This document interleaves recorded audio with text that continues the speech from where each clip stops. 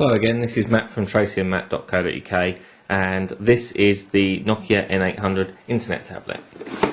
Just thought I'd do a quick unbox of the device. As you can see, pretty large. Just going to put that to one side for a second and take a look at the accessories. This is a headset which has a standard 3.5mm jack on there. It is 4-pole, so there's microphone and headphones on the same connector. You get a micro SD in a SD adapter there. I think that's 128 meg card. You also get a pretty large battery. We have a spare stylus and something else in the bottom there. Oh, okay. We also get the pouch, like leatherette type pouch to put the device in. Several manuals. USB to mini USB cable, and a pretty standard looking Nokia charger, the one with the really tiny little connector on there, but pretty standard looking stuff there. Just put that to one side and take a look at the device. As I say, the device is pretty large. You've got to bear in mind that this isn't a mobile phone. It's an internet tablet. There's no SIM card. It has no connection in its own right. It's Wi-Fi rather than GSM or GPRS and so forth. But it's quite a nice looking bit of kit. We've got browsing buttons here. That's like a 5-way jog control. 3 buttons here, functions depending on where you are in the operating system at the time. A power button, 3 other buttons on the top, which are zoom and various other functions. 4.1 inch display there, widescreen. It's 800 by 480, which is pretty high res for such a small screen.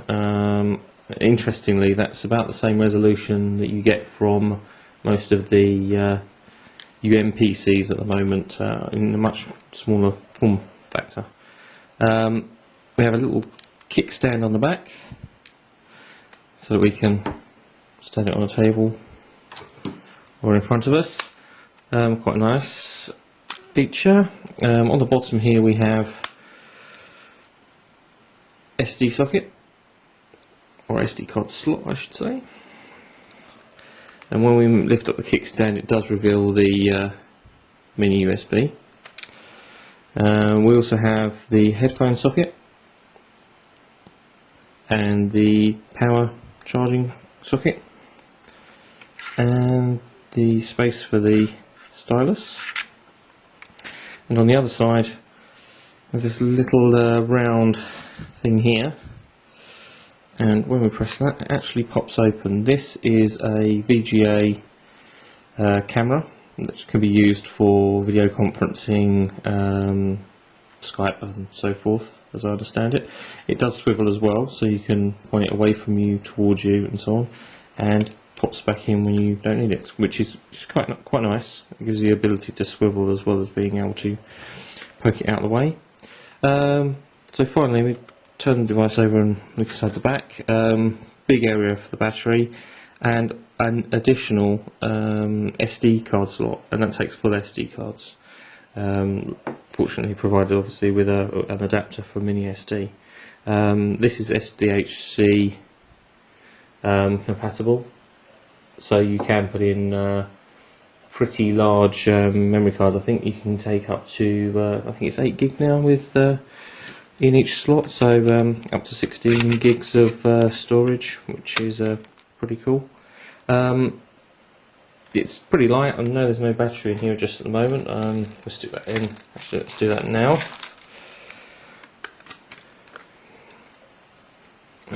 Simply goes in there. There you go. Still not ever so heavy considering the size of the device.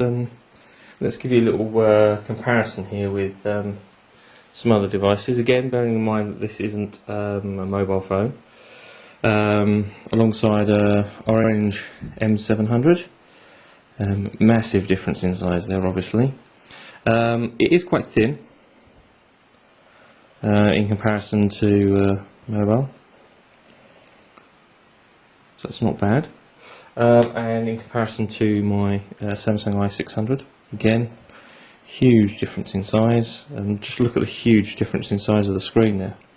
And finally, just for fun, let's compare it to one of Nokia's early internet capable devices, the Nokia N800i, which was probably one of my first internet capable devices. I don't know if anybody remembers these, but they were quite cool at the time. But what a brick! Comparable size, well, when open, maybe.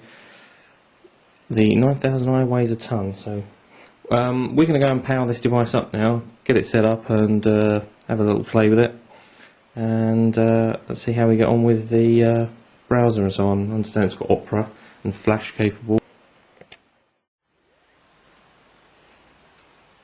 Okay, so here's a very quick look at the functionality in the OS on the N800. Literally just gone into this and set up our Wi-Fi connection. Don't know if you can really pick this out. There is actually a dark patch on the right here where the screen isn't quite so evenly lit, and there is actually a dark area just here, somewhere in the middle. May not come out too well on the video camera here, but trust me, it's there.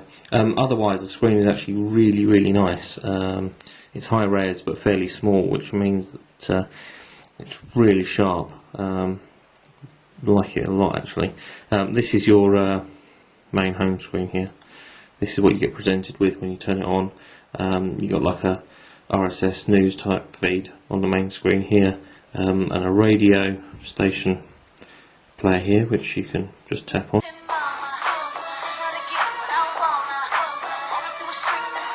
And the speakers aren't bad. I gather they must be either side of the screen, just there, which you can't see, so I'm in the darkened space at the moment. But they're not bad, actually. For built-in speakers, they're pretty good. You could listen to it for a while, or if you had the device sitting on your desk on a radio station, it wouldn't be too terrible. The browser is accessed just up here, and loading a web page. It's again pretty good. It seems to load things rather quickly. Obviously, I'm on a Wi-Fi with a broadband connection here. Things load up quite fast. Animated GIFs play just as you'd expect.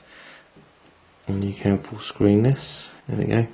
That's jumped to full screen.